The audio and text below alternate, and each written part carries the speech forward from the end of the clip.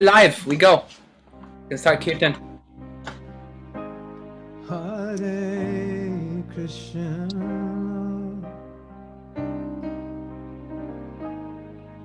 Hare Krishna,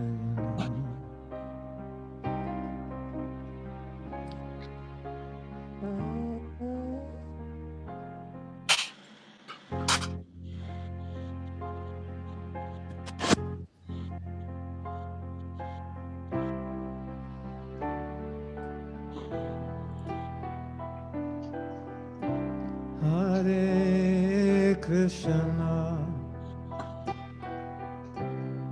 Hare Krishna, Krishna Krishna, Hare Hare,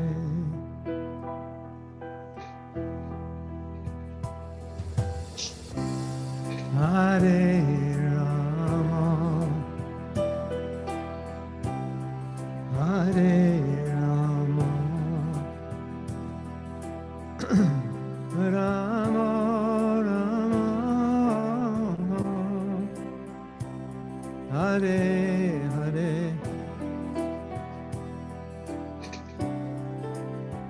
Hare Krishna, Hare Krishna, Krishna Krishna, Hare Hare, Hare Krishna, Hare Krishna, Krishna Krishna, Hare Hare, Hare Krishna, Hare Krishna, Krishna Krishna, Hare Hare, Hare Rama, Hare Rama,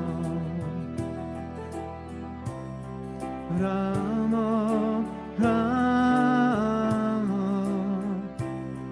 Hare Hare, Hare Krishna, Hare Krishna,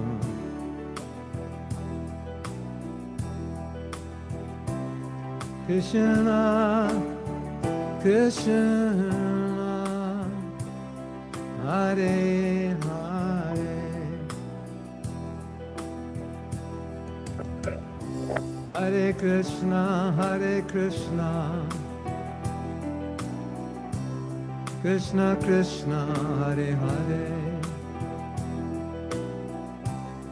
Hare Rama, Hare Rama, Rama Rama, Hare Hare, Hare Krishna, Hare Krishna, Krishna Krishna, Hare Hare, Hare Rama, Hare Rama, Rama Rama, Hare Hare, Hare Krishna, Hare Krishna, Krishna Krishna, Hare Hare, Hare Rama, Hare Rama, Rama Rama, Hare Hare, Hare Krishna, Hare Krishna, Krishna Krishna, Hare Hare, Hare Rama, Hare Rama, Rama Rama, Hare Hare Hare Krishna Hare Krishna Hare Krishna Hare Hare Hare Rama Hare Rama Rama Rama Hare Hare Hare Krishna Krishna Krishna Hare Hare Hare Rama Rama Rama Hare Hare Hare Krishna Krishna Krishna Hare Hare Hare Rama Rama Rama Hare Hare. Everyone from your heart. Hare Krishna Krishna Krishna Hare Hare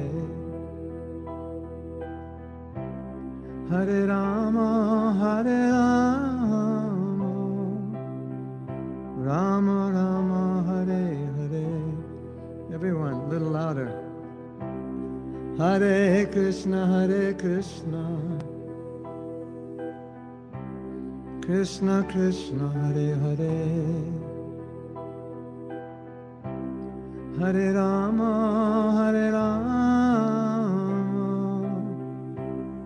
Rama Rama Hare Hare. Hare Krishna Krishna Krishna Hare Hare Hare Rama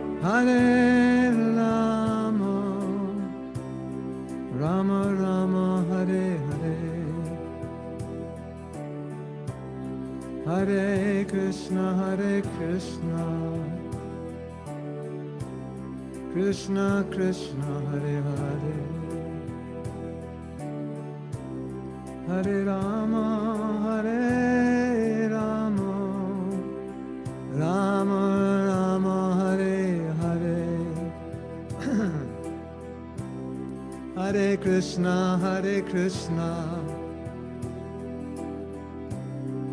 Krishna Krishna Hare Hare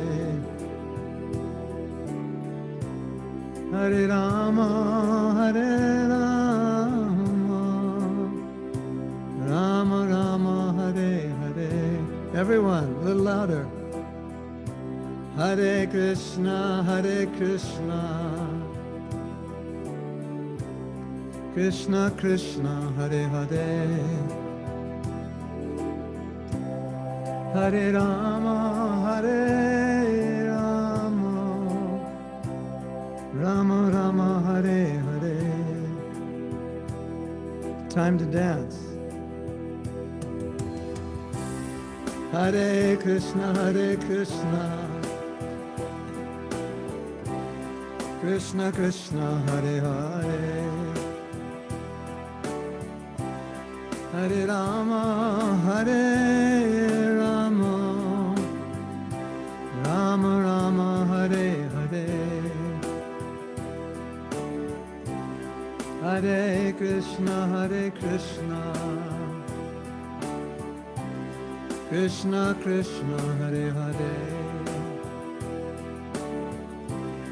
Hare Rama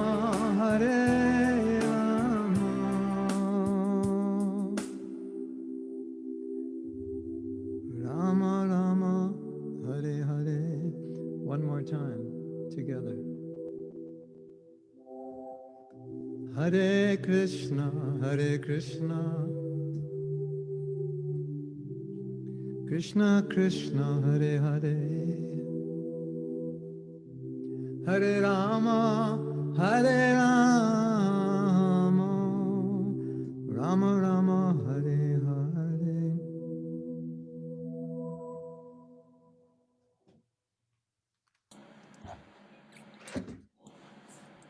Nice to see all of you, at least the ones that I can see.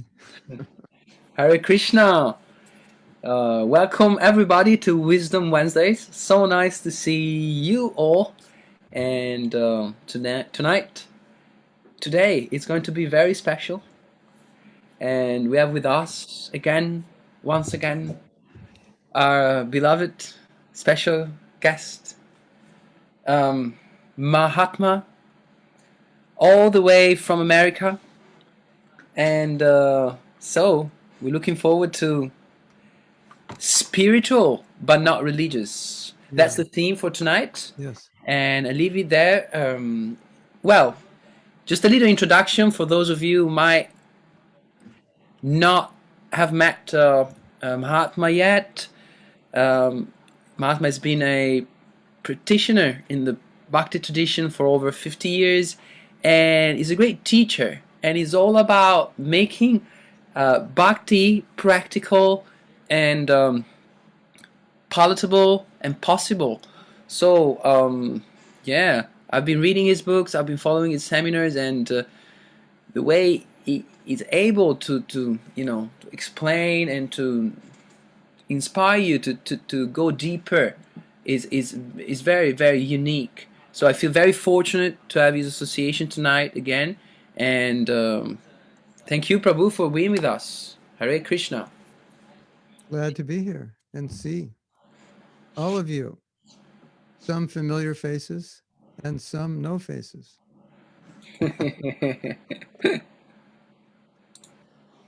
Well, you don't have to hide from me. I won't bite you. So this is a big topic. And I actually wrote a book on it. We haven't published it yet because of the pandemic, we slowed it down and I worked on other things. And now we're finishing the book. But it's a very, very big topic. And we could do many lessons on this topic. In fact, there's 13 chapters in my book. We could do 13 lessons. And that may be something that we consider doing as a workshop online.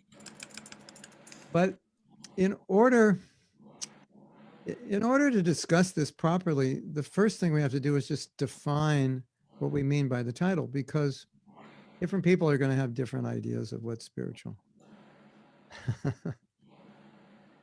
Reveal your beautiful face to the world. We want to see it. So, when we define spiritual and we define religious, then all of us may have some idea, and so I need to discuss this a little more so that we're on the same page in terms of what I'm speaking about. Now, this idea of spiritual but not religious came from, I think, the obvious fact that there are many religious people who are not very spiritual. And it doesn't mean that all religious people are not spiritual.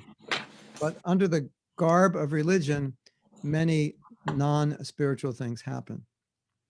And also, some religious views can seem, especially for younger people, to be antiquated, that they don't exactly relate to the world today. Traditional roles and values don't always seem to apply to the modern world. So some people feel that religions are out of touch. They're not real with what's going on. And then other people feel like, well, if it's one religion, it's got one idea. And what if I like some ideas in Christianity, but I don't like others? Like I like the idea of love your neighbor, but I don't think that God would send people to hell forever because they went to the wrong church. So then you have this problem, right? I like maybe this teaching of Christianity, but this church is saying everyone who doesn't follow this teaching or this church is going to go to hell and burn forever. And just the idea of burning, that God would burn someone forever, it's hard to make sense of that. So then you have that problem. Oh, I like these teachings, but I don't like these, so I can't buy the whole thing. So that's where, that's a basic idea of where spiritual comes. So if and then the other ideas, I understand there's certain common denominators for what's spiritual. And I think it's kind of intuitively we understand. If somebody's spiritual, he's probably not on his fourth marriage, right? And he's probably not living in a big manor house in somewhere, 10,000 square foot with 3 Mercedes in front? Probably not. Although there are many so-called spiritual people that do that. And not necessarily is that not true. And then not necessarily does it mean they're not spiritual, but we've seen people in the name of spirituality make a lot of money. And in fact, those of you who are Indian may know that the guru business in India is a very good business. And in fact, if you're going to university into IT, you may want to reconsider becoming a guru as a side business because you can make more money. But you have to fool people. You have to, have to dress up and make believe like you're spiritual. And so people do that. They actually do that as a business, and they wear the robes and they learn some philosophy and how to move their head and grow their beard and, wear the turban, and then they're good to go and get, big advertising firm. And there they are, and you see them on YouTube and like, oh my God, this person's amazing.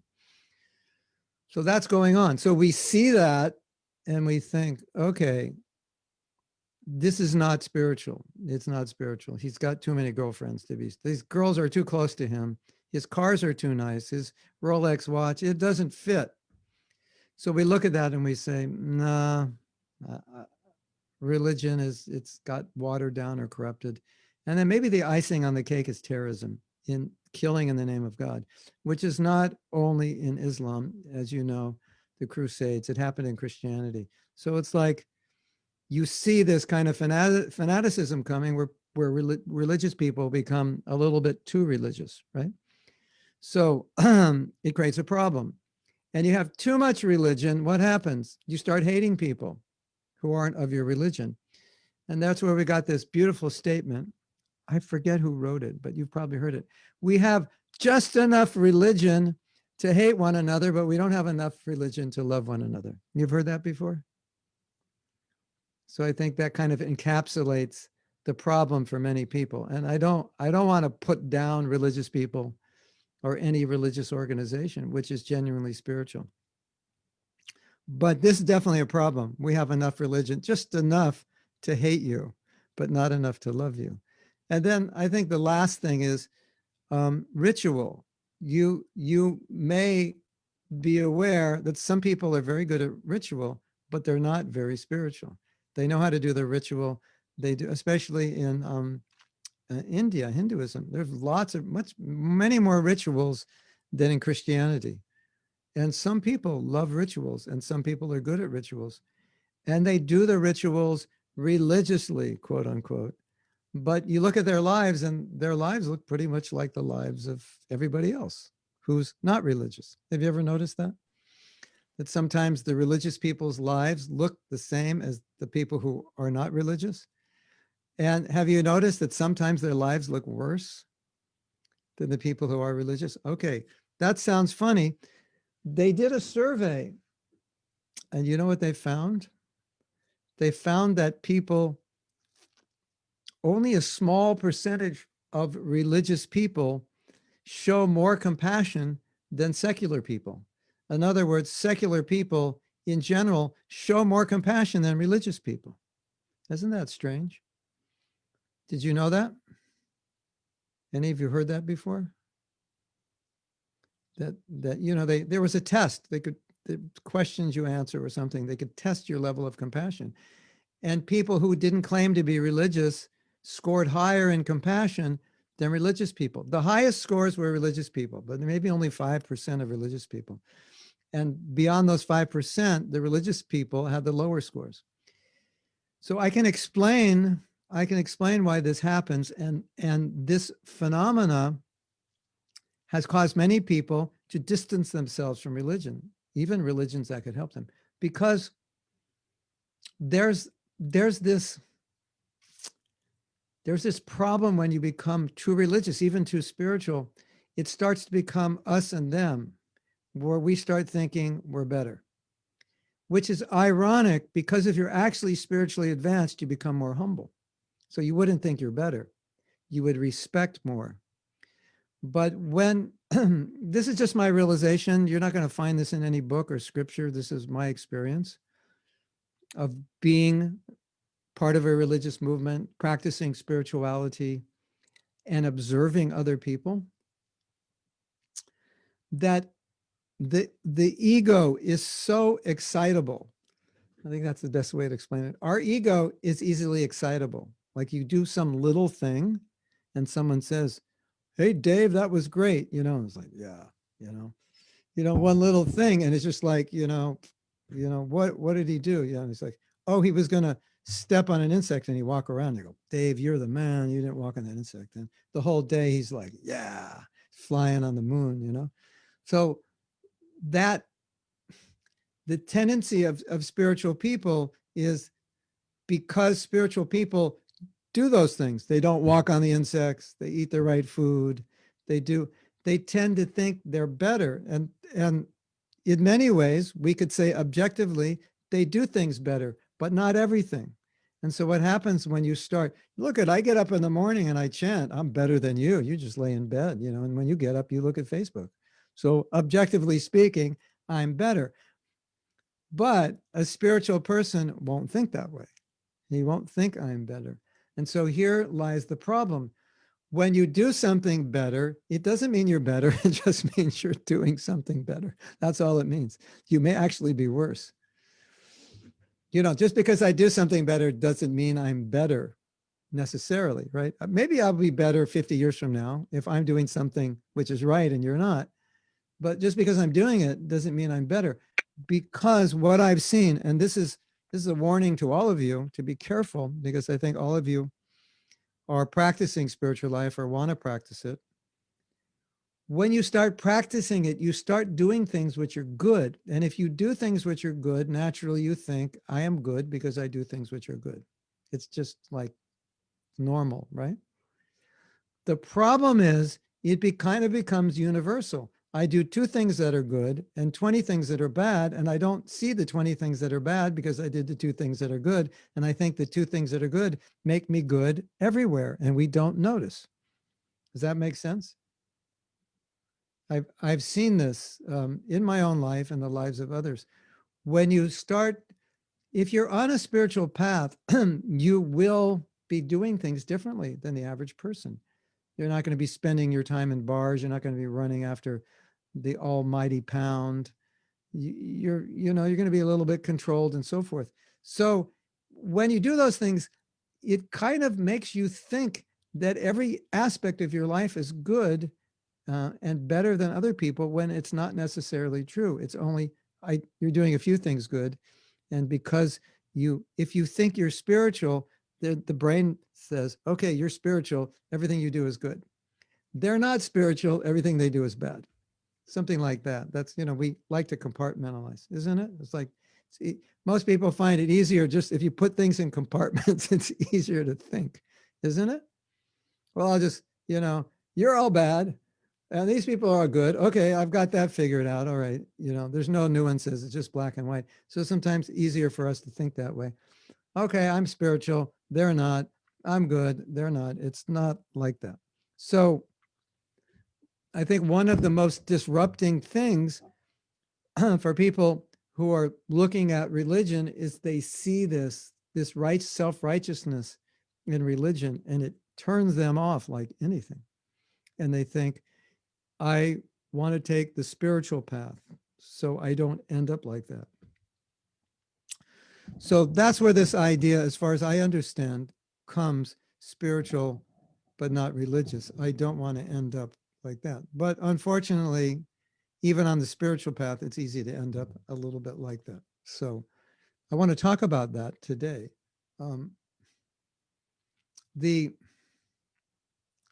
The challenge of being spiritual. So let's imagine, like when you're at the airport, you have the security gate you walk through. And if you have some metal, it'll beep. So let's imagine there's a gate. It's called the spiritual gate. And you're going to walk through it. And it's going to see if you're spiritual or not. And if you're not spiritual, it's going to go ding, ding, ding, ding, ding, ding, ding. And you'll be embarrassed in front of everybody. And if you are spiritual, it doesn't make a sound. And you can walk through and you can go to the Holy Land and be liberated. So let's have a little discussion now. So you can speak up, unmute yourself. What do you think that spiritual, what do they call those detectors? Metal detectors. Okay, it's call it Maya detector, illusion detector.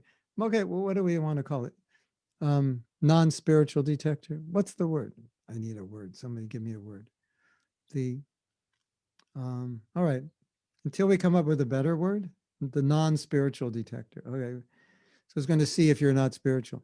So I want to ask you, Maya detector, what is it looking for?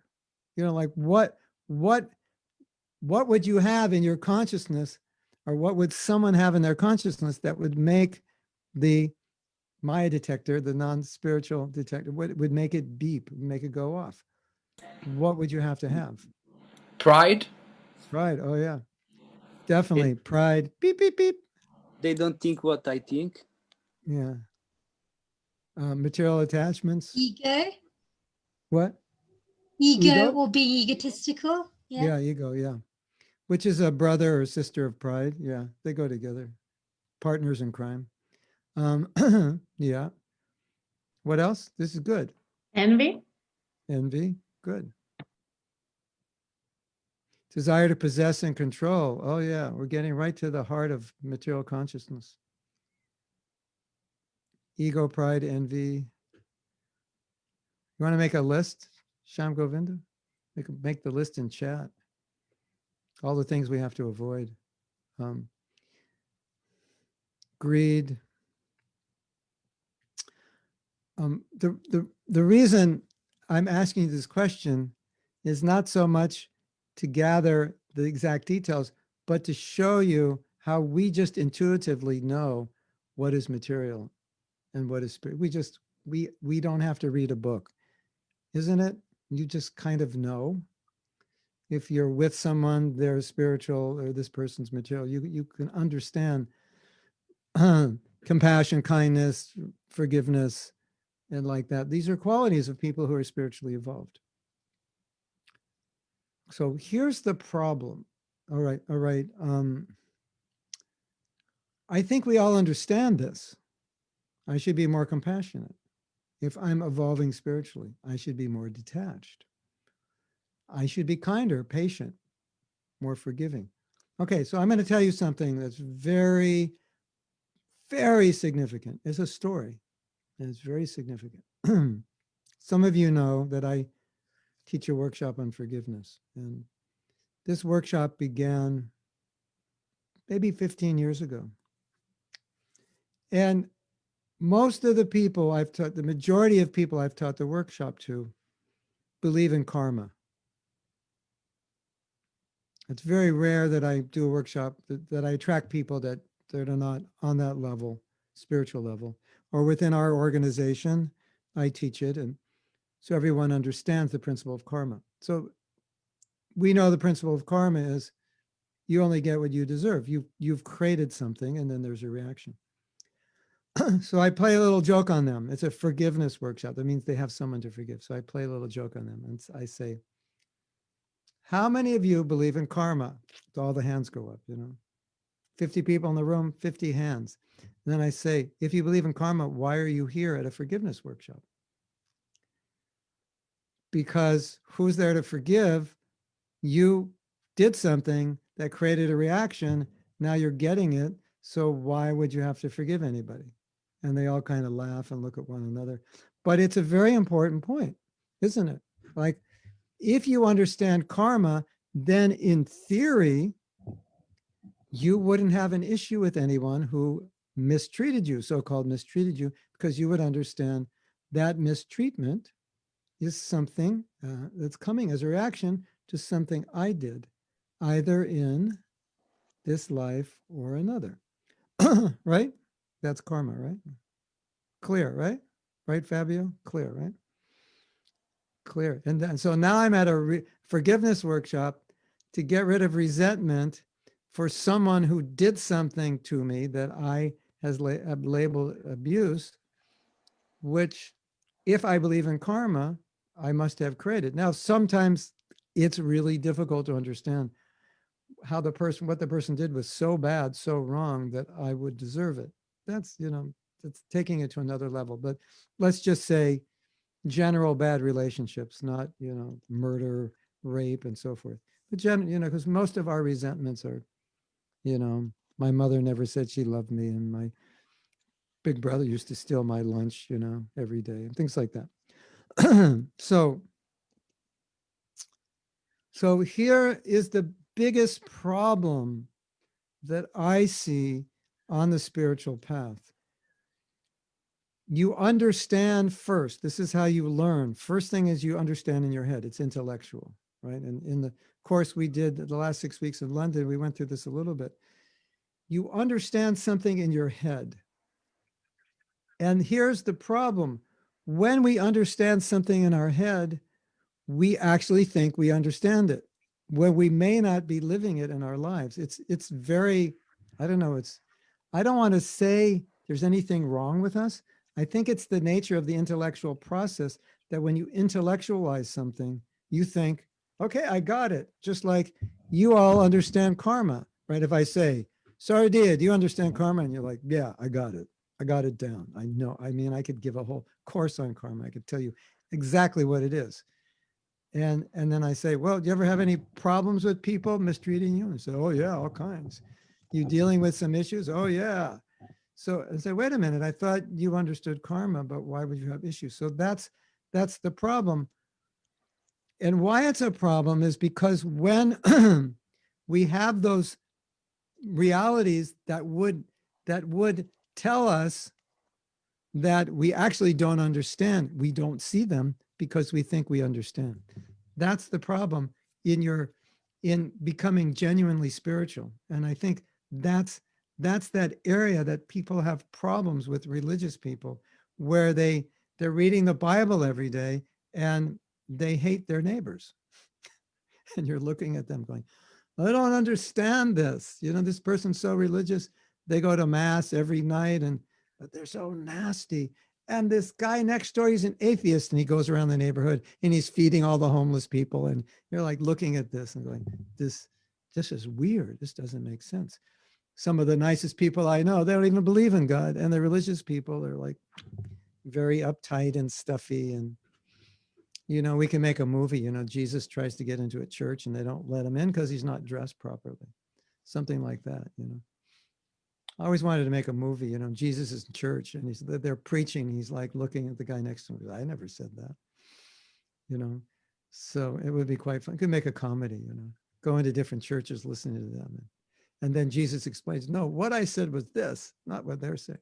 But anyway, let's bring this into our lives. So,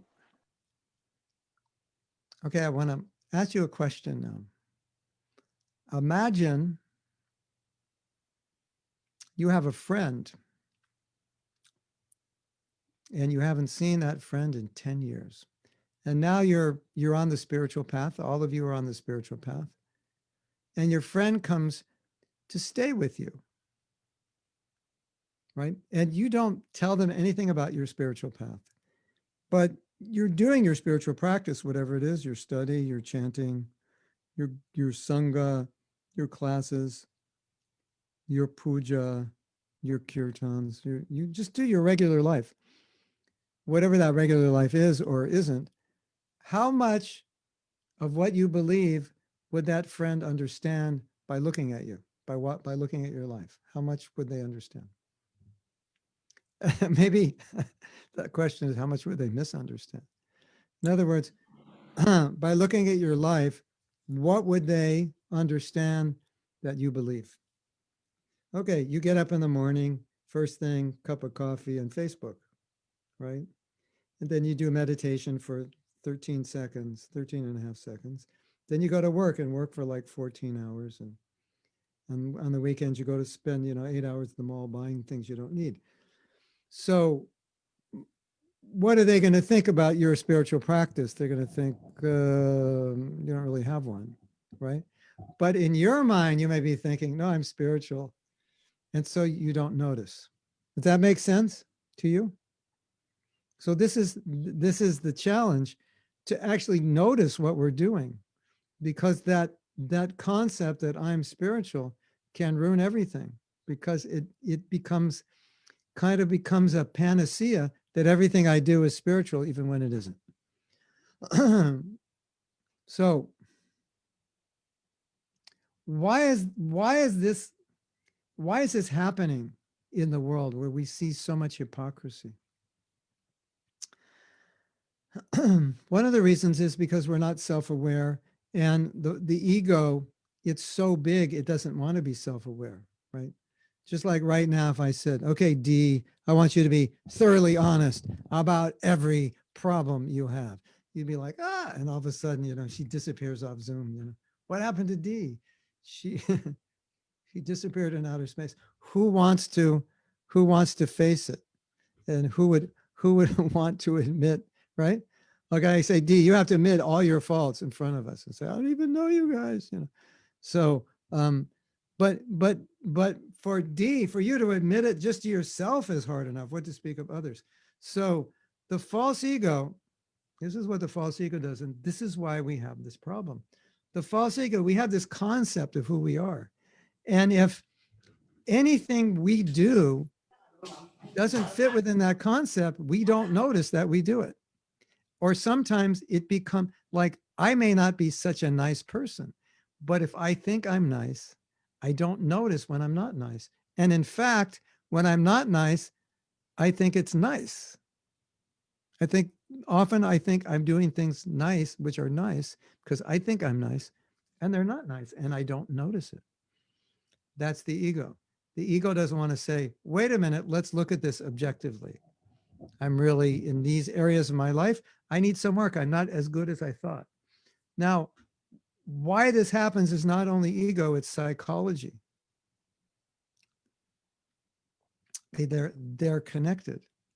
But psychologists tell us that whatever conception you have of yourself, of who you are, you will see everything you do as an extension of that conception, right? So if I'm a nice guy, at least if I think I am, then even when I don't act like a nice guy, I think I'm acting like a nice guy because nice guys would only act like nice guys, and I don't notice when I'm not acting like a nice guy. That's kind of dangerous, isn't it? Because that being true, it's hard to understand, to differentiate when our actions are not aligned with spirituality. Because if I think I'm spiritual, then I think everything I'm doing is spiritual, even when it's not. Does that make sense? You have that experience? You ever go through that embarrassing reality? And I think some of us have that experience, but we just don't want to admit it because it's painful, humiliating.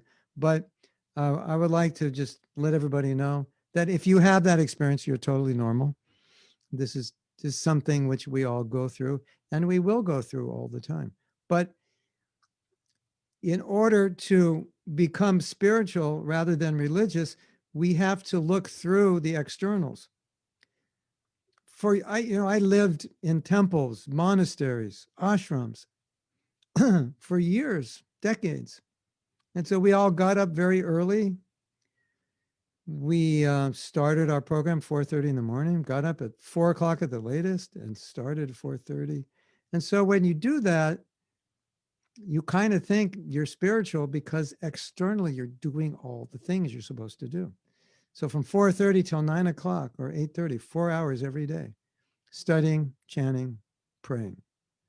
If you study, chant, and pray, you're pretty spiritual, right? So I want to tell you a funny story. This I heard from a Catholic monk. Catholics pray every morning. So he went home to visit his mother, and he was praying every morning. And his mother would come while he was praying and knock on the door. Would you like some water? You're praying, you don't want to be bothered. Okay, just leave it at the door. Come back half hour later. Would you like some tea? Just leave it at the door. Come back an hour later. Anything else you want? Just leave me alone. I'm praying. So I have another funny one for you. These are all true stories. They're funny, but they illustrate this point. There's a convent in America, I don't know if you have these in your country, called Sisters of Mercy. You have any convent called Sisters of Mercy? Catholic, you know, in America, they have different Catholic orders. It's like, you know, somebody conceptualizes a convent and then they give it a name and some of the nuns wear blue, some wear black, some wear blue and yellow, you know, no, they don't wear yellow, blue and white. It's different. And the churches look a little different and everything's slightly different. It's an order within the church. It's an order. So there's one order called Sisters of Mercy. And this is a true story. On the gate, on the wall of their convent, they have a no trespassing sign. And in America, I don't know if you have this in Europe or England. If you really are serious about people not trespassing, on the sign, it will say, no trespassing, trespassers will be prosecuted to the full extent of the law. In other words, if you trespass, we will prosecute you as fully as possible. You know, whatever the law, however the law will punish you, we're going to go to court and we'll shoot for that. So here's this sign on the convent. It says, no trespassing. Trespassers will be prosecuted to the full extent of the law. Signed, Sisters of Mercy. True story. And I think that embodies everything I wanted to say. We can all go home now and go to sleep because there it is. It's on the sign and they couldn't even see the paradox on the sign. Isn't that interesting? Don't you find that interesting? That's like, if anywhere you would see it, you would think when you write it down. And Sisters of Mercy have no mercy. How did that happen, right? There's another story. Maybe you've heard this one. So there's these two saints. They live on the beach. And they live in a place where there's a lot of reefs and a lot of boats come to deliver their goods near where they're on the beach. And they just live under a tree. And they do their meditation and spiritual practice. But in addition, because they know where the reefs are, they guide the boats in. And so all these boats that could have gotten capsized by slamming into a reef, they guided them around the reefs. And they became kind of famous because people appreciated that so many boats were coming, delivering goods that we need. And it's a very dangerous area. And these two saints are actually saving us and saving all the people on the boat. So they thought, they're just living on the beach out in the elements. Why don't we build something for them where they could stay inside? So all the people got together, they raised money, and they built a shelter where they could live. And so what happened was people appreciated so much what they were doing, they wanted to hang out with them. They wanted to spend time. So they would come there and spend time. And that's why they decided not only did the saints need shelter, we don't want to sit outside all summer, all winter also. So they built this beautiful place and people came. And so it happened that a certain season of the year, there weren't ships coming or the waters weren't rough and the people were just hanging out. They had nothing to do. So they kind of turned that place into a recreation hall because they were just hanging out, you know, ping pong table and what's that other one? Caroms, you call it caroms? I forget. It's been so long. I haven't played it since I was in elementary school. You know, the little chips or maybe there's a pool table in there and this and that, little games, right? So then the season comes and the ships come in and on the ships are all the sailors. So the sailors they're dirty, they're sweaty, they've been at sea and they come in and they're, you know, half of them are, you can smell alcohol in their breath.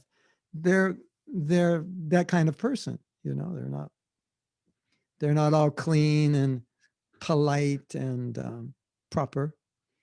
So they come in rough and tough and smelly and dirty and loud. And so all the people that were there to support, they were kind of complaining. Oh, everything's nice. And then these guys come and, come in to take a shower and mess everything up. And that was actually the purpose the place was created. But as time went on, they kept saying, these guys, we don't want these guys. We don't want these guys coming in. But this shelter was really ultimately for the sailors. So what happened was the two saints became kind of frustrated because they said, well, the purpose is to help the ships and the sailors. And now this has just become like a recreation hall. And they left. And they went off to start another one. And that place became a recreation hall. And gradually it became a recreation hall because everybody forgot what its purpose was. Nobody knew. And someone came and said, what's going on here? This is supposed to be for the sailors and to bring the boats in. And everyone says, what are you talking about? This is a recreation hall. You're crazy. And so those two saints, they went off and they started bringing the ships in. And then some people started coming. And then some people thought, why don't we build a place? And then the same story kept happening. And that is the story which is used to exemplify what has happened to so many religions. The original purpose is lost and it just becomes a social gathering. And I think we can see that. So my spiritual master always said the purpose of religion is to love God. And what we have to be careful now is that now it's kind of cool to be spiritual. When I was young, it was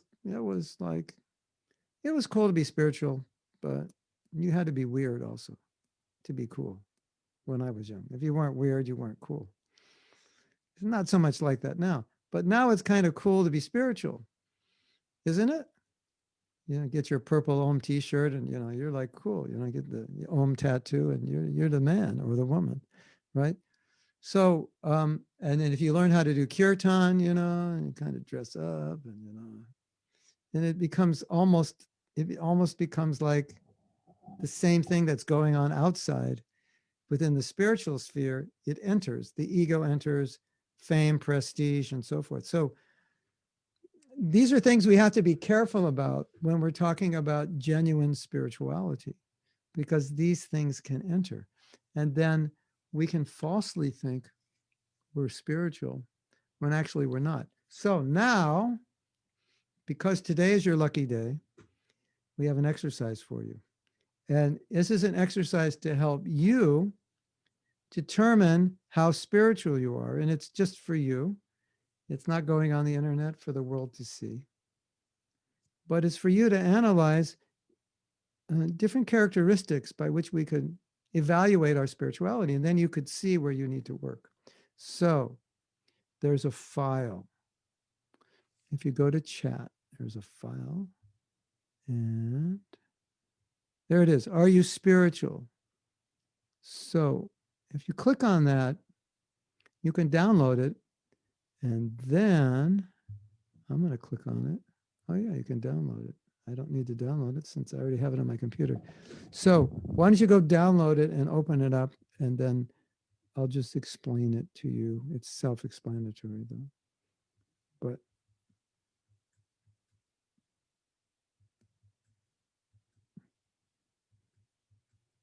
yeah, I have to find it myself.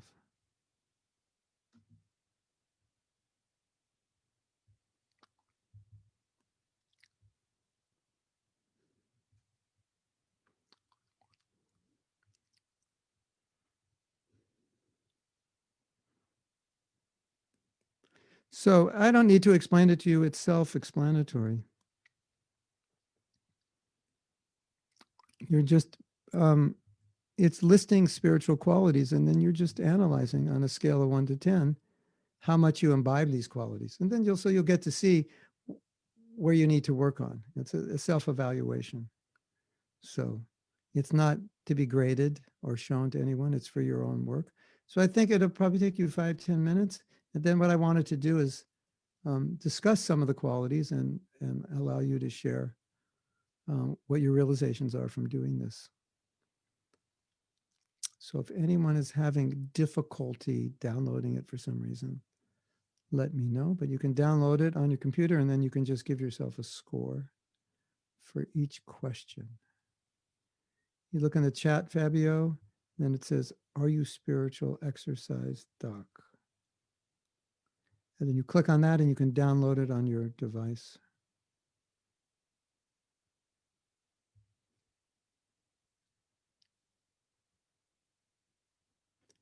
And if you are having trouble, I do not see it in the chat, go up, go,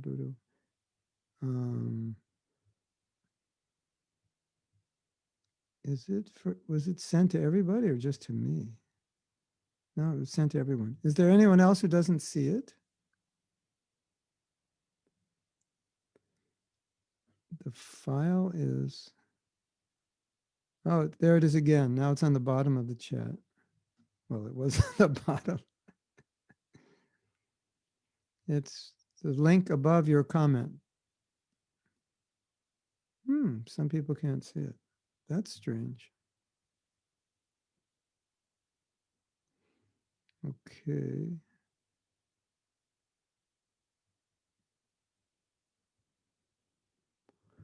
Oh no. Oh no. Okay. Some of you are seeing it, some not. So maybe Sham Govinda, we should just share it on the screen. Okay.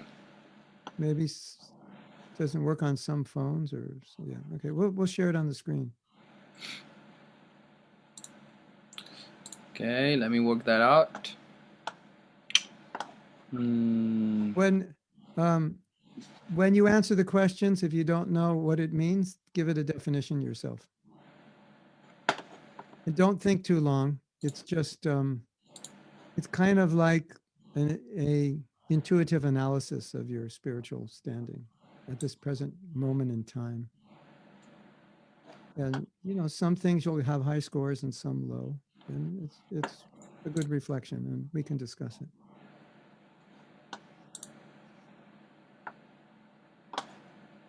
So he will bring it up, and then when he brings it up on the screen, then just on, you can write down the number of the question, and next to the number, you can write a score of 1 to 10. 10 meaning you follow this fully, 1 meaning you don't, or anywhere in the middle.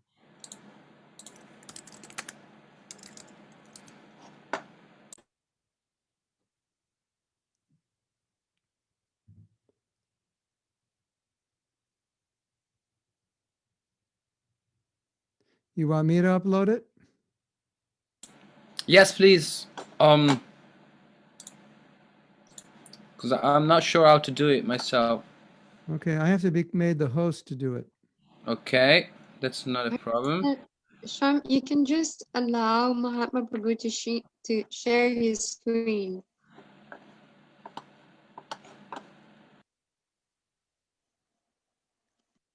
So, okay. There it is. So, I'll just go over it with you so you're clear. Are you spiritual? The chart below will help you estimate your level of spirituality. These questions are based on the character of a spiritually realized person as described in sacred text. On a scale of 1 to 10, note the degree to which you imbibe the following behaviors or qualities. 1 meaning you never demonstrate these behaviors, and 10 meaning you consistently demonstrate these behaviors. So it's a number, let's just do a few examples. I am satisfied within. If you're always satisfied, it's a 10. If you're always not satisfied, it's a 1. If you're sometimes satisfied within, sometimes hankering for things you don't have, maybe 5. And then I live simply, and you'll say, well, what's the definition of simply? For the sake of this exercise, you can give it a definition. And this is your own estimation. I do live simply. I don't have much more than I need and so forth. So I think it should be straightforward, and don't fret too much over it, and just whatever comes to mind, spontaneously and intuitively give yourself a score. And then afterwards, we'll share a little bit, and we'll talk about some of the areas that are difficult we may need to work on. Okay, does anyone have any questions about that? If you do, send me a message in chat and I can answer it.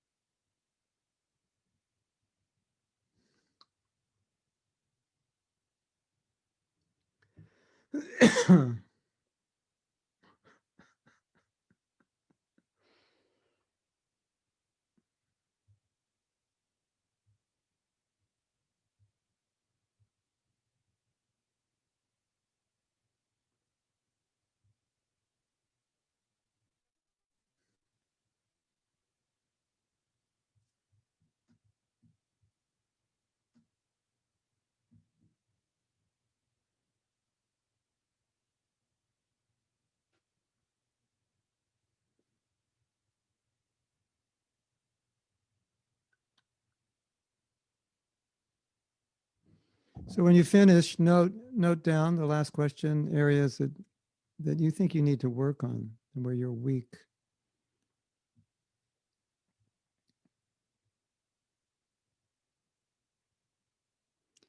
Ten is your super, yes.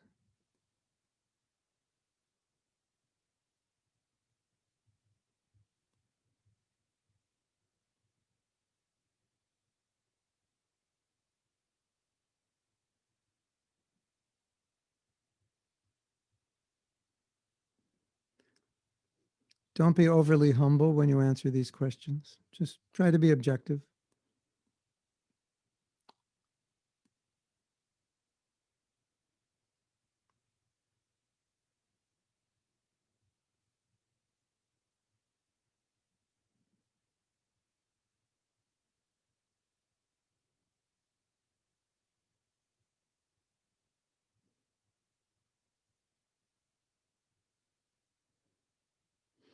Okay.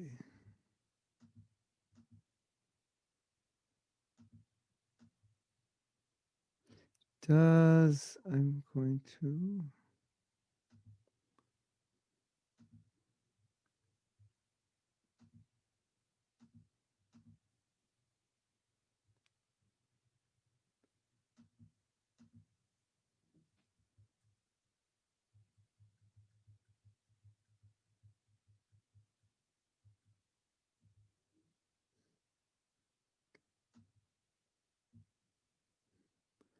Does anyone need more time?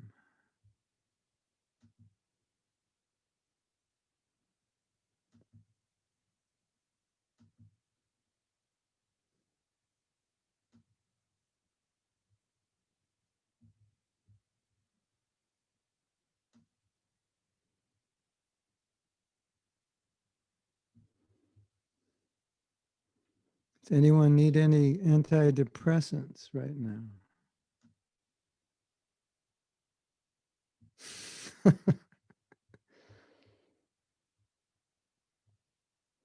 Okay.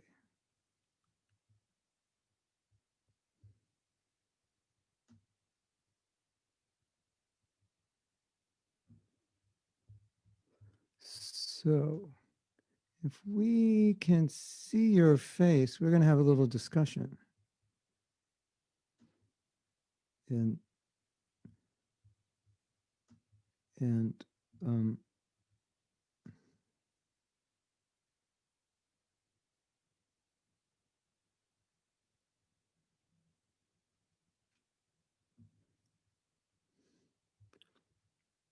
in which we're going to share our realizations and share where, if you like, where you're doing well and not so well.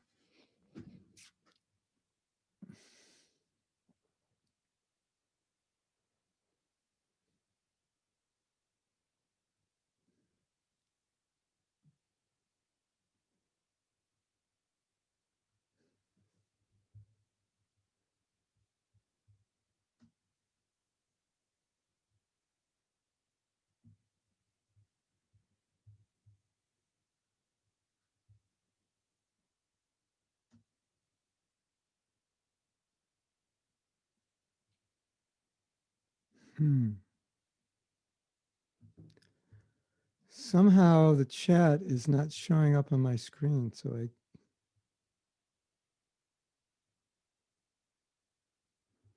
anyway. Okay. Does anyone need more time? Raise your hand if you need more time. I'm not sure if you do or not. Michael needs more time. Anybody else? De Leon. Anyone else? You two can keep working, and we'll have a discussion. So I think the first place to start the discussion is what happened while you were doing this. I mean, what was going through your mind, or anything, any realization from this exercise, or it was. Yeah, my realization was that I should ask myself these questions more often. Reflection, self-reflection. Yeah. All right, then I'll ask you a question. Why don't you ask yourself these questions more often? What do you think the reason is? Maybe because it's not comfortable, or I'm not very introspective. I don't know. Yeah. I know I should, but I don't know. I mean, I guess I'm attracted to something else. Yeah, this is all these qualities that we listed were just taken from, Bhagavad Gita and other spiritual books. Like, we didn't make anything up. These are just, and I think it's extremely important to always reflect on what I'm doing as opposed to what I'm knowing. As I said earlier, when we know, we think we're doing, but when we actually analyze what we're doing, we can see, oh, I know this, but I'm not doing it. And then I think, Shyam Govinda, I think the next question is, if I know it and I'm not doing it, then the next question is, why? What's getting in the way between cognition, assimilation, and practice? Is it too difficult? Am I resistant? Do I think I can't do it? Is it uncomfortable? Is it hard work? Could be so many reasons. And I think for many of us, it's uncomfortable and hard work just to do this exercise. which is why we don't do it. But I can say from my own experience, like this kind of work is essential if you want to improve, even materially speaking, not just spiritually. Because in any kind of work that I have done to improve myself, we always start with something like this because we need to know what to work on. We start with an analysis. Like sometimes I do workshops on marriage. So I will start in the beginning on a scale of 1 to 10, grade your marriage. Or on a scale of 1 to 10, grade your marriage in these 4 areas. Or if we want to do a workshop on your life, on a scale of 1 to 10, how are you doing in your relationships, your career, your finances, your health, recreation, spirituality, these divisions. And then when you get a score, then immediately you can think, okay, well, I've got a low score here. Natural question is, how do I get the score up? And ultimately, how do I get the score to 10? And so that's a question you can also ask yourself from this chart. How could I get all of these to 10? Right? So I can get a 200. Or somebody got a 190. That was pretty good. How many questions are there? 20 or 25? I can't see anymore. Hold on. I'm going to go double check. Ah, But there's 30 questions. 30. Okay. So then the question is, how can I get this up to 300? Maybe not tomorrow, but in this, before I leave this world, if I can get this to 300, then I can say, I'm definitely spiritual. Despite whatever religious, however religious I look, if I'm at close to 300, I'm definitely spiritual. So the natural question is going to be on those areas you got low scores on, what can you do? Why do you have a low scores? What can you do to improve? This is how it works. And we get sidetracked from this. I think Sham Govinda, probably one of the reasons we're sidetracked from this is we already think like you're living in the ashram, so you're engaged all day. So naturally you think, well, I'm already spiritual. So we don't think about these things. But this is dissecting spirituality beyond externals to, the consciousness, the virtue, beyond what it just looks like because you can do something spiritual and be completely in materialistic consciousness, right? You can do kirtan for one reason, to become famous, not to share kirtan, right? Isn't it? To become, I want to be known as a great kirtaniya, great kirtan leader, have my name and fame all over YouTube, so that's why I'm doing kirtan. So you're not going to spiritually benefit if you do kirtan like that. I'm going to become spiritually advanced. Why? Because the girls will like me. The girls like spiritually advanced guys. So I'll become spiritually advanced and the girls will like me. So you can take anything pure and contaminate it. And so that, because our conditioning is like that, our conditioning is to exploit. So we can exploit spiritual things. So we have to be reflective and say, well, just because I'm doing kirtan or just because I'm chanting, I might be chanting and thinking, I'm very spiritually evolved. I'm more spiritually evolved than most people. And my chanting is really, instead of purifying me, it's inflating my ego. It's possible. Isn't that interesting? You think something so pure as chanting would make me humble, but it's possible that it can make me proud that I'm spiritual, or I'm more spiritual than others. Just see how great my chanting is. I'm one of the greatest chanters God has ever created. And so all that's happening by chanting is I'm becoming more proud.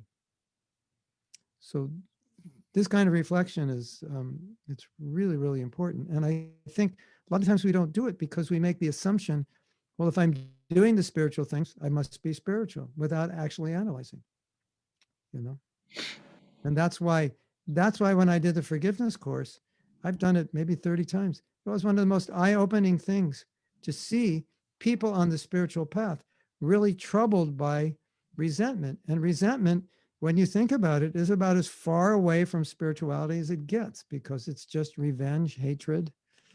You want to punish somebody.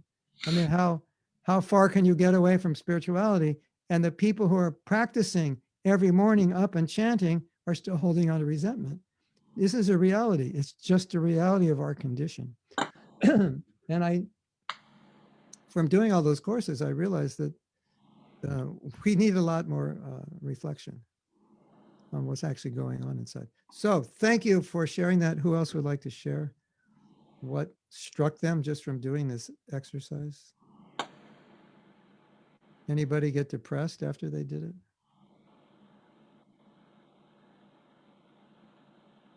Hare Right. Krishna, I realized that there's some people who are seemingly not on the spiritual path, but they exude some of these qualities Yeah. at Yeah. level 10, whereas I'm far underneath that. Yeah. It's true. And that's another dilemma. Okay, I can explain a little bit about this, but I'm glad you brought this up. We have passed, this wasn't the first life, so we're bringing in a lot of stuff from the past. And some people, when they're born pretty elevated to start with. They're more generous, they're more compassionate, they're kinder. And some people, it may take lifetimes of spiritual practice to catch up to this other person who was like that when they were 6 years old because of their past involvement. So that's sometimes bewildering. But also it becomes even more bewildering when the person doesn't even believe in God. Then you're thinking, wait a minute, he's an atheist and he seems to be like kinder than these religious people.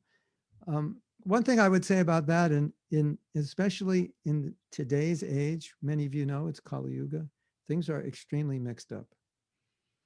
And the spiritual and the material, they kind of come in the same package sometimes. But the only problem is that someone may have so many good qualities, but if they're not connected spiritually, that those good qualities only help them materially. It doesn't help them spiritually because they don't want to go. It's unfortunate, but they don't want spirituality.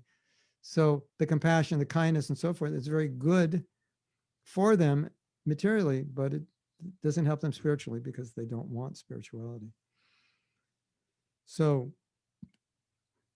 I think it's good also that you notice that even someone is not so spiritual, but they have those good qualities, and we can appreciate and use them as an inspiration.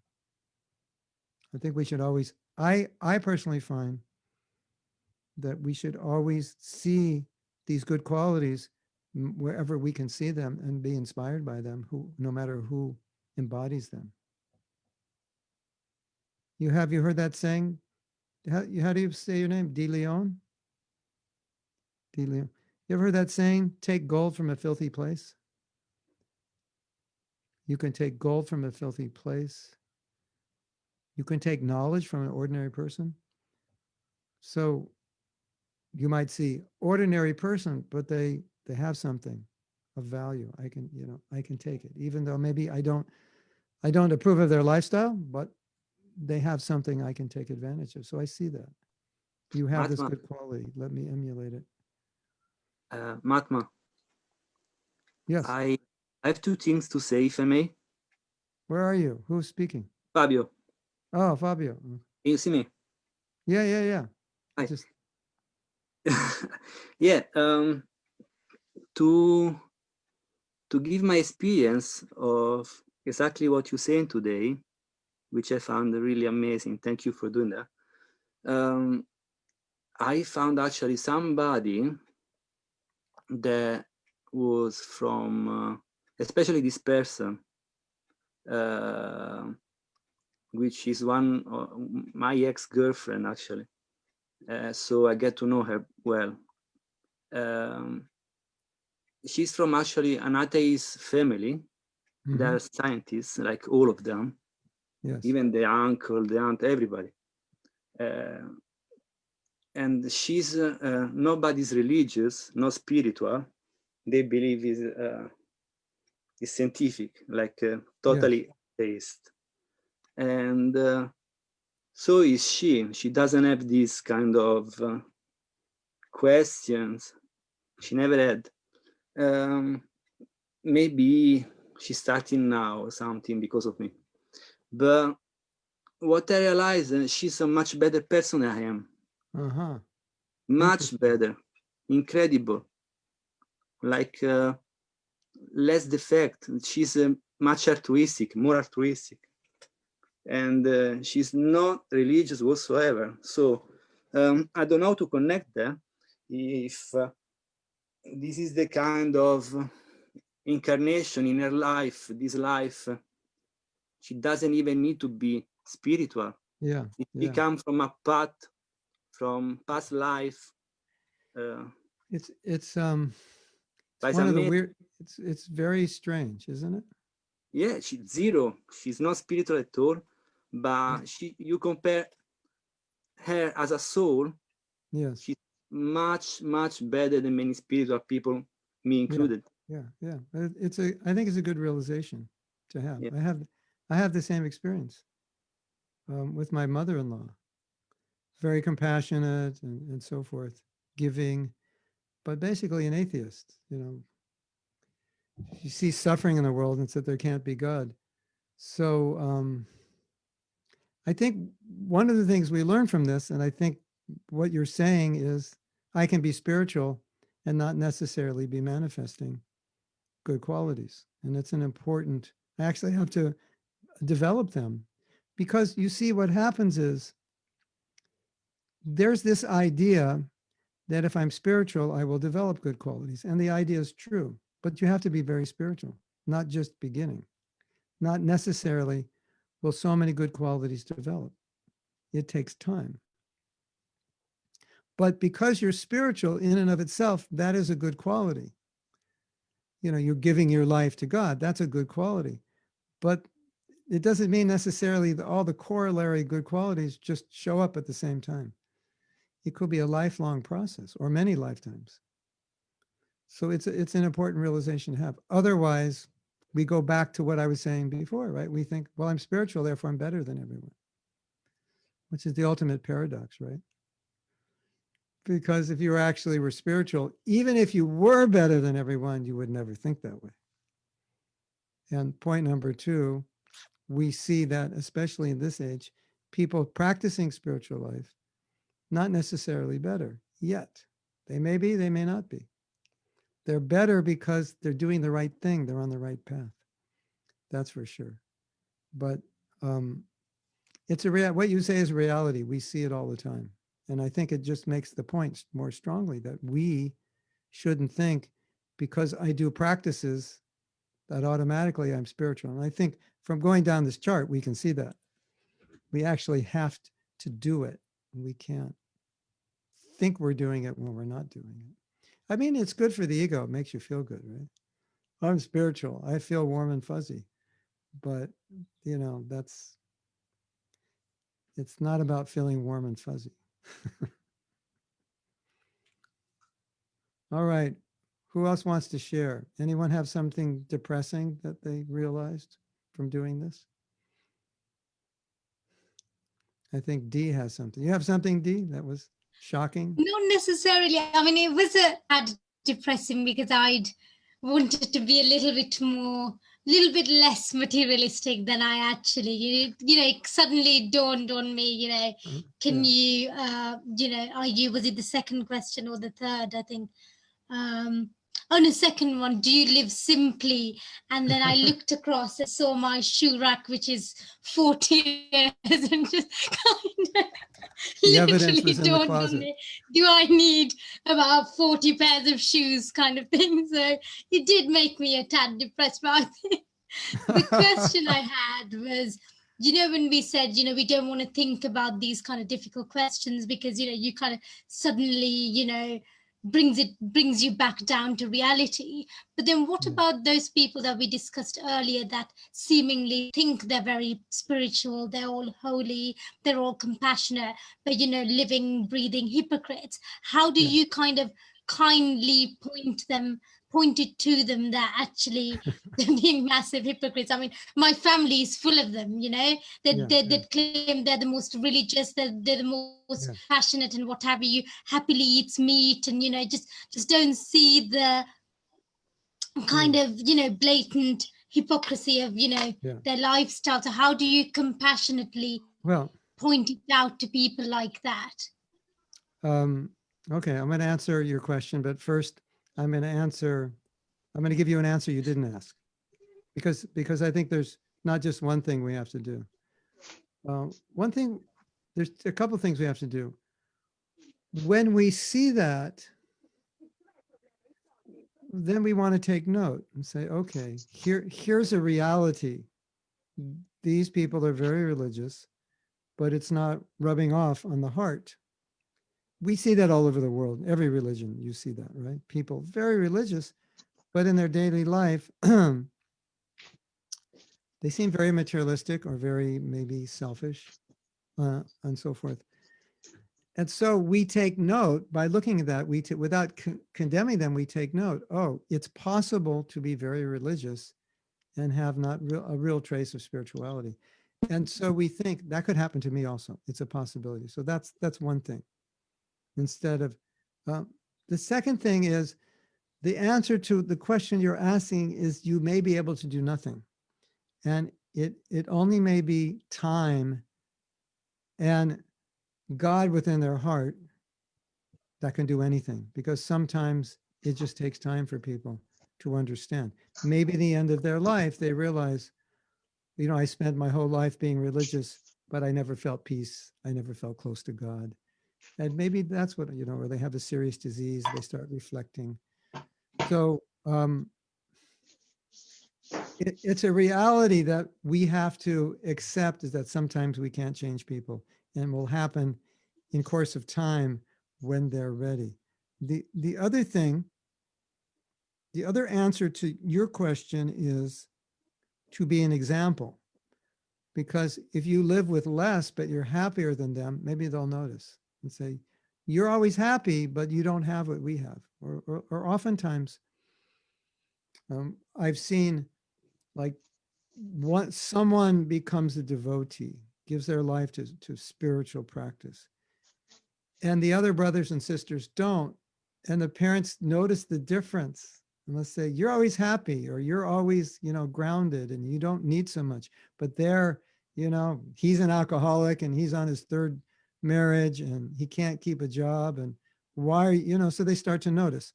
So sometimes you can only pray and you can only be an example, and you can't change. And I think the problem in many religions is that it's kind of become it's mixed up with the culture. The culture is to be materially successful, right? And so then they use religion for material success, because in the Hindu society, especially, I think, much more than the European society, where you live, where you work,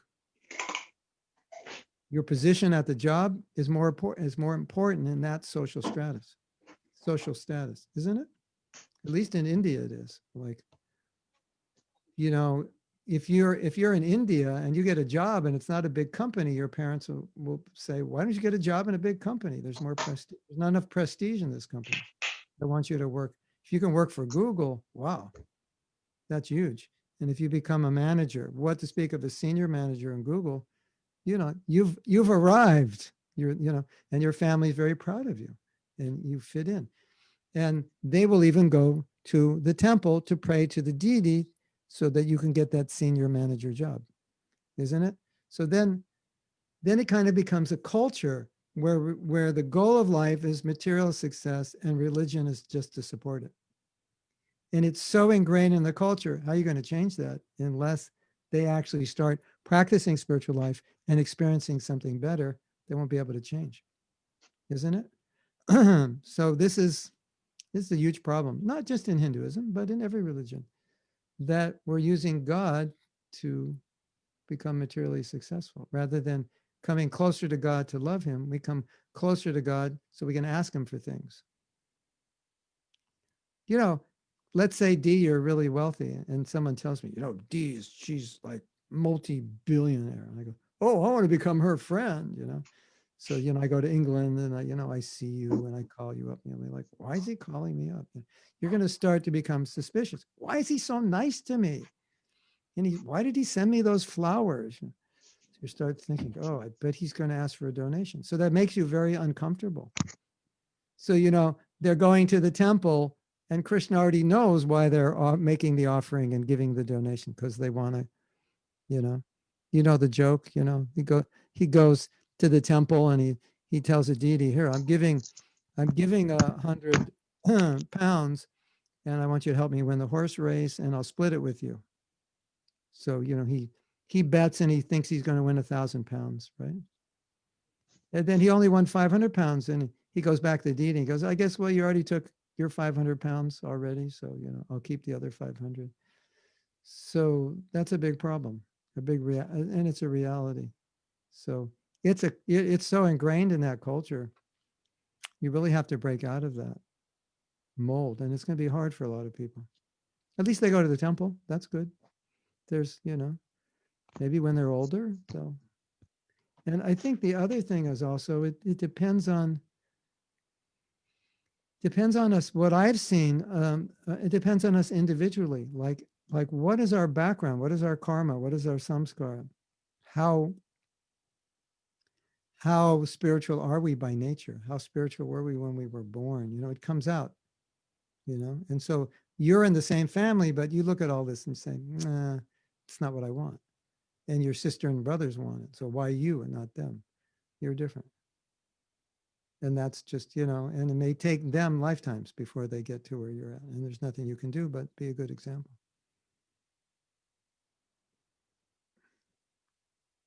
I didn't have any friends. I have all my friends. They went to India when they were like 18, but none of them really took spiritual life seriously. Strange. And they could have. So sometimes, you just have to accept the reality. This is how it is.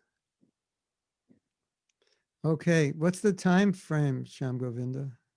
What are we? So it's 8, but I guess we all lost track of time because this has been so wonderful, and it seems we're just getting into it. So I don't know, maybe we can take a few more questions or comments, and according also to your availability, then we can conclude with a little kirtan at the end, maybe 5 minutes or even less, just a little. Yeah, I'd like at the end. Okay, if we can go a little longer, if it's okay with everybody. Yes, absolutely, absolutely. If you have to leave, that's fine. I won't, I don't want to hold you here if you have to go, but if you can stay, that'd be nice. Prabhu, would you mind making me the host again if we're done when we're done with the exercise? Yes, sir.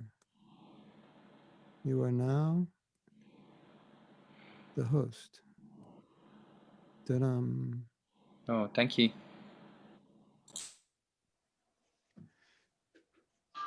Yeah, I'm interested in hearing any other realizations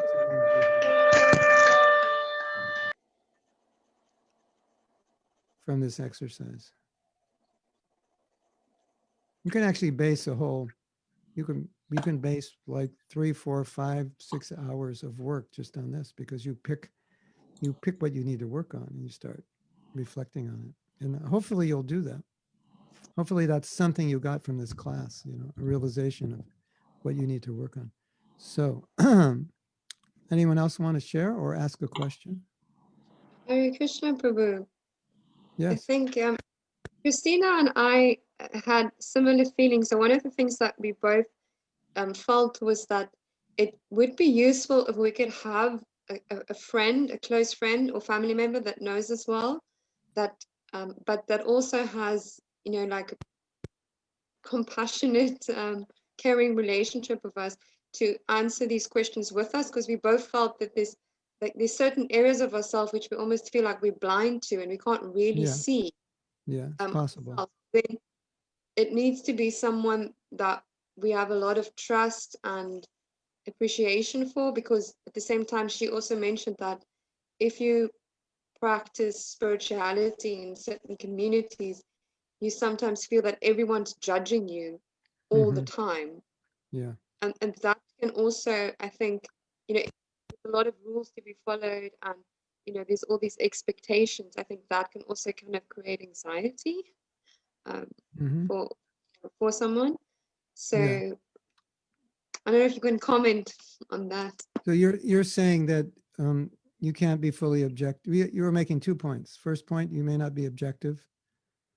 You may not be objective, and you need a friend who is somebody who's not going to judge you, but will help you to help you see if you've assessed yourself properly. I think that's a great point.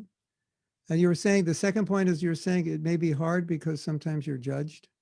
And what does that mean? It may skew how you see yourself because people are expecting you to be some way you're not, or something like that. I certainly that's true, and I think that brings up the point that whenever you do some kind of self-analysis, there's always that danger of being hard on yourself or feeling bad. And I said something this morning in class. Can't remember what it was, but it was good. Somebody wrote it in the chat what I said, but it was something about the reality of who we are and where we're at. And it's funny that I can't even remember what I said, isn't it? But I've said it in different ways, different times. But the reality of where we're at is the reality, and that can't be changed. The only thing that can be changed is what you do about it. So if you become discouraged about your reality, that's going to work against you. So it's something that all of us have to be able to deal with, especially if we want to evolve spiritually. You have to start at this point of self-analysis and look at it and not get depressed, basically looking at it and not like, oh my God, I'm such a mess. And how am I going to, how am I going to do this? How am I going to be successful? That is a real trap. And that's why I was joking, does anybody need medicine for depression after doing this exercise? Because it can be depressing, but there's value to self-judgment without judgment, self-analysis without judgment. And anytime you do self-analysis, it has to be without judgment. Otherwise, it can become counterproductive because you find out, okay, this is what I need to work on. But then you start judging yourself and say, oh, I'm so bad that I have this problem. I shouldn't have this problem. And then you lose energy to work on it. So, well, what's the use, I'm so bad, or I've been chanting for so many years and I still have this problem. What's the use? So then the self-analysis, you defeat yourself in the self-analysis when it's just meant to give you a location, where are you? It's a GPS. Okay, this is where I am. This is where I am on the universal map in my spiritual practice. That's all it's meant to do. It's not meant to be a judgment. Oh, this is where I am, and then judge it. So I think that's where we run into problems. If you know anything about Buddhism, in Buddhism, you're taught to look at things without judgment. So you don't fall into that trap. Just observe it, but don't judge it. So I think that's really important. Self-observation without judgment is the way it has to work. If it's self-observation with judgment, then either you'll become arrogant. I'm so great. I got 300. I got 301. I go, how'd you get 301? Oh, I gave myself 11 on one because I'm so great. So you get arrogance on one end, or how was your score? I only got 30 points. It's just like low self-esteem. Everything I do is bad, So then you'll end up at either extreme, and you don't want that. You want self-analysis without judgment. That's really important. And it's not, otherwise you think, well, I do have envy and I shouldn't, and that's bad.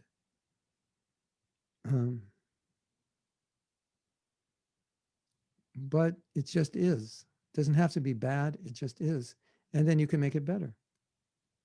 And how will you make it better until you realize it is, right? So that is my personal realization. And that is something I've learned also from studying just the nature of the mind. And if we can't master the mind will destroy us. It'll eat us alive, isn't it? Your mind can discourage you when things are difficult. Your mind can belittle you. Your mind can make you feel bad even when you haven't done something bad. It will just analyze it and say, well, actually, it's bad. Or my mother would think it's bad. Well, she'll think everything's bad, but it doesn't mean it's bad. So, the mind will your mind will drive you crazy, right? So we want to be careful not to allow the mind to discourage us. And that's why it's not, there are many reasons it says in the yoga practice, you need to control your mind. But one of the reasons you need to control your mind is so it doesn't destroy you. It doesn't undermine your efforts. So, ladies and gentlemen, I have something to tell you that will be very encouraging. We're all messed up. Does that make you feel good? You're not the only one. That makes me feel so good that I'm not the only messed up person. No, don't worry. You're not the only messed up one. And don't worry, there are people who are more messed up than you. Even if you think you're the most messed up person in the universe, I can guarantee you there are people who are struggling more than you. So, but I think even more encouraging news is there are many people who are spiritually evolved who were more messed up than you when they started. So that's very encouraging that the process works if you stick to it. So we have a realization from Sham Govinda. We want to read that. Sham Govinda says, realization for me was that if my spiritual practices don't soften my heart, I really have to introspect and look deeper into whether I am practicing properly and sincerely. Very good. Oh, then Lakshmi Priya says, and your mind can create a fake idea of what other people think about you and the reality. Okay, so maybe we can end with a joke based on what Lakshmi Priya said.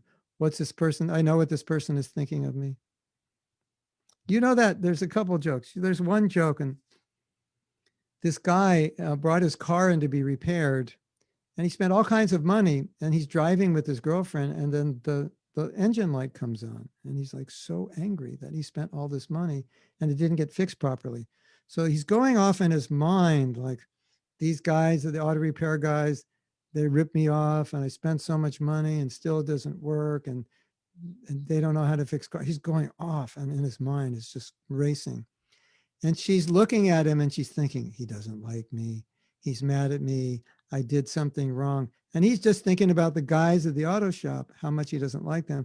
And she's thinking about how much he hates her and how he's going to, end the relationship. And she's going, so it's true. But here's the joke. That was also a joke. Here's the joke. When you're 20, you're worried about what everybody's thinking about you. Because especially when you're young, being accepted is really important. Then you get like 40, 50, you're just like, I don't care what people are thinking. Then you get 60 and 70 and you realize nobody was thinking about you in the first place because everyone was too busy thinking about what everyone else was thinking about them to be thinking about you. So that's the joke, but it's true. So should we do some kirtan? Is that a good idea? Hare Yes. Krishna Prabhu. Yeah, one more The question. Leon still had a question he would like to ask, if possible. Who would like to ask? De Leon, who you made a Okay. comment as well. Okay. Where did Sorry, you go? Hare Krishna. Oh, there he is. It dawned on me that it seems as if the sentiment that this is indeed an earth school and where you have to study and to learn as students, it just dawned on me. I'm not sure if anyone would like to share some thoughts on that. And secondly, my question is, to what extent is Krishna involved in us making progress in the 30 points that we that you noted? Because a previous Prabhu once said, and I'm paraphrasing, that Krishna sometimes sent people on our path not because of karma, but to point out something to us in our character. And it dawned on me, a specific point is that the one that says I am tolerant of difficult people and provoking situations. And I'm just thinking that only now can I be grateful for it because it showed me something. So, Yeah, that's a yeah, thanks. fantastic point, and it's true. We were having class this morning and we were reading some points about this in which Prabhupada said, if I'm sincere, Krishna knows, Krishna guides, Krishna helps, I'll always be successful. I cannot fail. He knows he's within. And if there's sincerity, he'll fulfill that desire. And as you said, the fulfillment of the desire may come in the form of another person pointing out something that will help us go further. Sometimes it's painful because they'll point out a fault. But if like you said, you understand it in this way, you'll understand, oh, Krishna sent this person for a reason because I needed to learn something. And maybe I couldn't learn it from a book, so I had to learn it from life, a real life experience, and he arranged that. And when it happens, you'll know it because you know you had to learn that. And you'll know, Krishna, you sent this to me. It's so obvious. So obvious. Can I tell you a story? This is a good story. It's a story of something obvious. When I was how old was I? I was 20. I was in San Francisco and I was asked to go manage one of our centers in Vancouver, Canada. So I went there. It was very, very difficult for me. I didn't want to be there. But because I'm not American, I had to get immigration. And because it was during the Vietnam War, so many young people were immigrating to Canada because they wouldn't be drafted. So I went to the lawyer and the lawyer said, there's too many people immigrating to Canada. You'll never get your green card to stay there. And I said, actually, I don't want the green card, but I'm just applying for it because it's my duty to do this service and they want me to stay here, but I actually want to leave. I don't like it here. I'm really in anxiety doing this service. So to make a long story short, there was absolutely no reason I should have gotten the green card, and I got it in like 3 minutes. Just boom, boom, boom, boom. I got it. And as soon as I got it, it was like Krishna was sitting next to me going, just making a look at me like, okay, you're supposed to be here. And so it was obvious that that's where I was supposed to be. That's where my service was meant to be. Otherwise, I never would have got the green card. So sometimes you have an event in your life, it's so obvious what the lesson is. And I was resistant. And as soon as that happened, I accepted. I said, this is divine will. This is what I'm supposed to do. I was peaceful. So if you look for those signs, you'll see them. They'll show up everywhere and you'll know, oh, this is Krishna making this arrangement. And you never have to worry if you're sincere in your spiritual practice. It will always happen all the time. Your whole life will just be a series of events helping you. Sometimes it'll be difficult. Sometimes it'll be very, very pleasing, but you'll be helped all along. So there's a lot to look forward to. Is that okay? You made another point in the beginning. I forgot. I don't know if this related to that point or it's the same point. Are you speaking to me, Prabhu? Yeah. The first point you made, the same or different? Oh, I said something along the lines of, it dawned on me the sentiment that this is Earth School and we're all students learning. Yeah. Oh, thanks. Same point. I once heard a very wise man say, you cannot learn unless you fail. There's some things you cannot learn. You have to try and fail.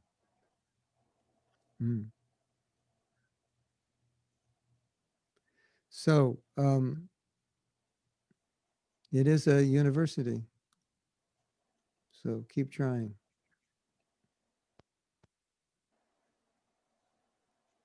And you will fail. Don't worry. I can give you a guarantee. Sometimes you will fail, but don't worry. That's just required. You will do the wrong thing, and people will be unkind, and people will humiliate you, and so many things will happen. But that's part of the learning process. So, De Leon, the next time someone humiliates you, you can think, okay, what am I going to do now? Here's the test. It's like, I'm fighting some guy and I just got hit in the face. Now what am I going to do? Run away? I have to know, how to respond. And I can think, okay, here's a chance to respond with some humility or some arrogance. Which one am I going to do? So everything's an opportunity. Every event's an opportunity. You know how many opportunities have you had in your life to apologize? Did you apologize every time you had an opportunity? Probably not. But we have unlimited opportunities to say, I'm sorry, unlimited opportunities to become humble, and limited opportunities to admit mistakes. Do we take them all? Not necessarily. So yes, life is a university and opportunities are always there. And if you want to learn, you'll learn, no doubt. If you don't want to learn, the universe will come crashing down in your head and you won't learn anything. It's possible. You agree, De Leon? Makes sense? What city are you in? I am in Cape Town, South Africa. Oh, you're in Cape Town. Okay, we'll see you there next time I go. They have summer now in South Africa. They're living it up. Okay, so we should do kirtan, right? We still have time? Yes. Kirtan. Okay. Let's do a little kirtan. You want to dance or you want to meditate? Is that okay? I want to Dancing? dance. Everybody stand up and dance. Yeah, we pull up a reggae beat or something.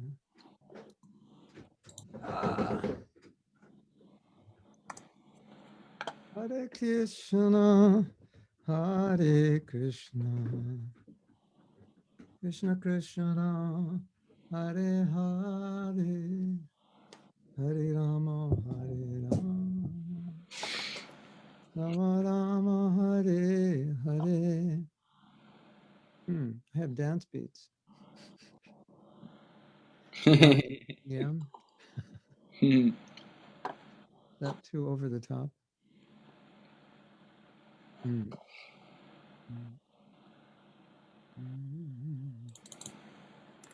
This is a new.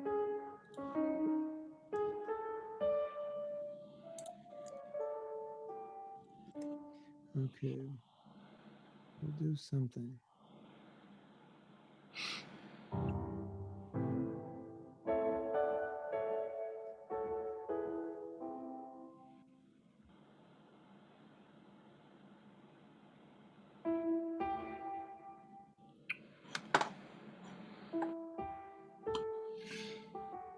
Okay, so one last note. We want to thank Mahatma with all our heart for being with us tonight. We are planning to do a course with Mahatma Prabhu early next year, so please stay tuned. And this is Wisdom Wednesdays. Every Wednesday night we have this incredible international satsanga with different guests and different speakers, friends. So it's very inspiring. Please feel free to join us again and again and again. Thank you very much for being with us tonight.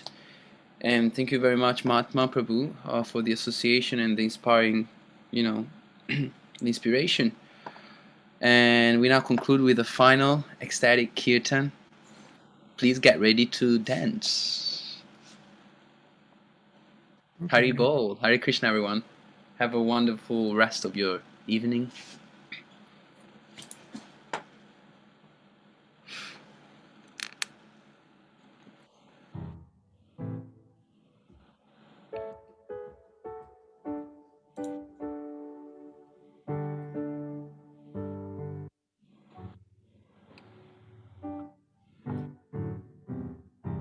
Okay, let's see what we can do.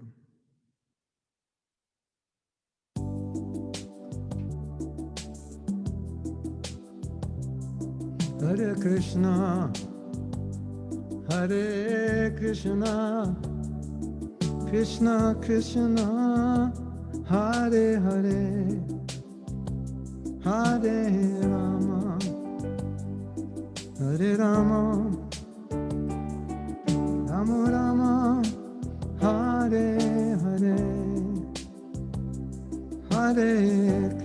Krishna, Hare Krishna, Krishna Krishna, Hare Hare,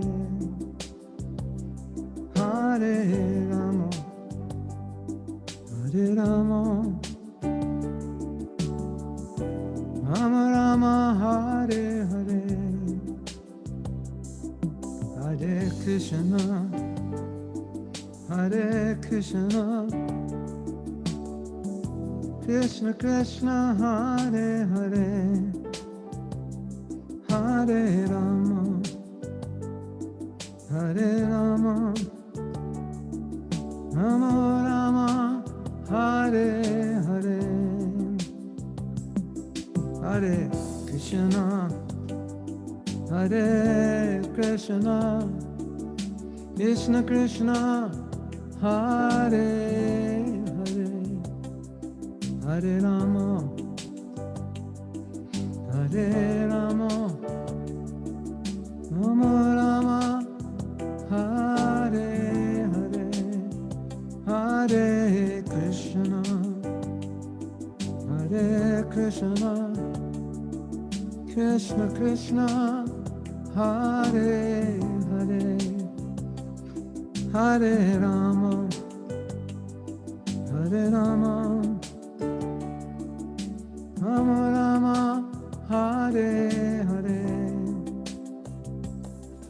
Hare Krishna, Hare Krishna, Krishna Krishna, Hare Hare, Hare Rama, Hare Rama, Rama Rama, Hare Hare,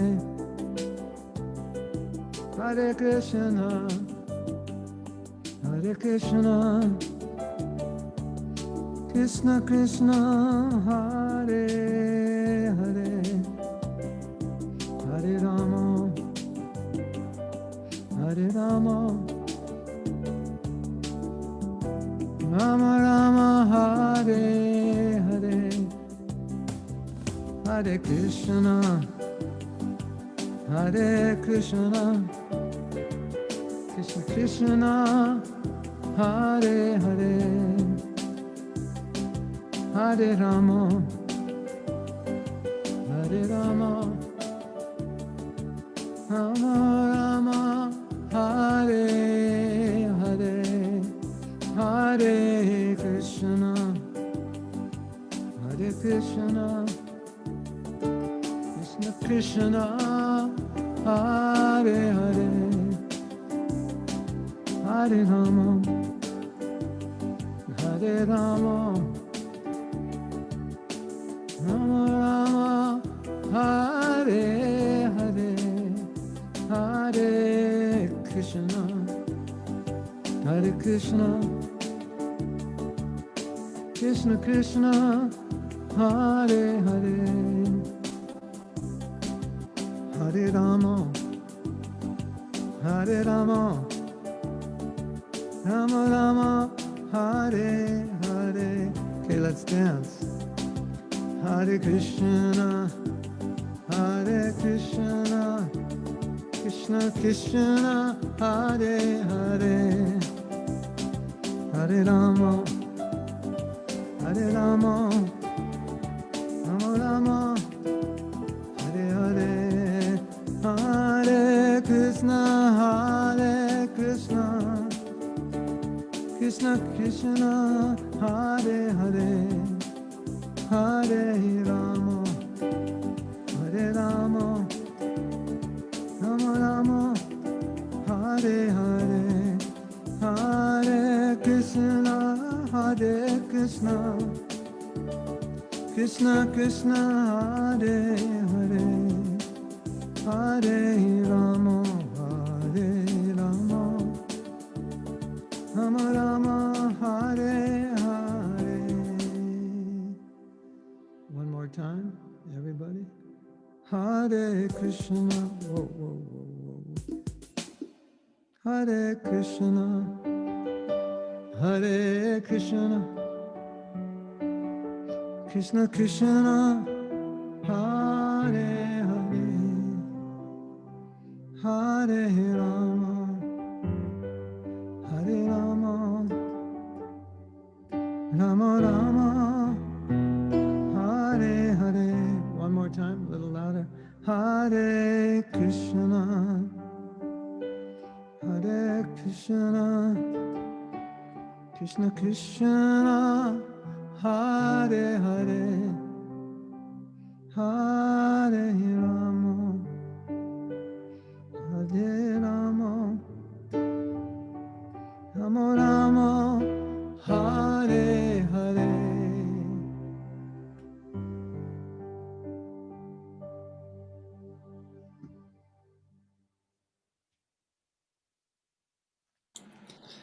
Gaura Premanande! Mahatma Prabhu Ki. Thank you all for coming.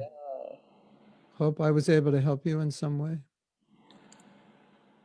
Thank you, Mahatma Prabhu. Thank you, everybody, for being with us. There's gonna be more. Yeah. Hopefully next year. Thank you.